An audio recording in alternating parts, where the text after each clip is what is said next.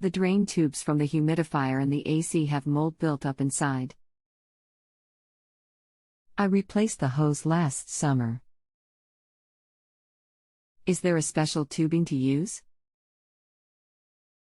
How long has this been going on? And how severe is the problem?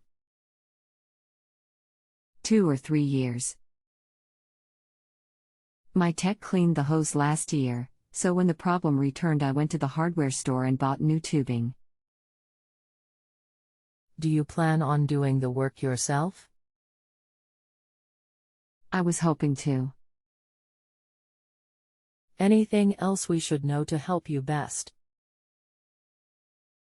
I hope not. I was just wondering if there was a special type of tubing that resists mold. Hi, how are you? No, there is no special tubing. I assume you are referring to tubing used with a condensate pump or something similar? Typically, we use vinyl tubing such as that you can find at Lowe's. I occasionally run cleaner, vinegar, or bleach solution through them. We get the same issue with Hoshizaki commercial ice machines.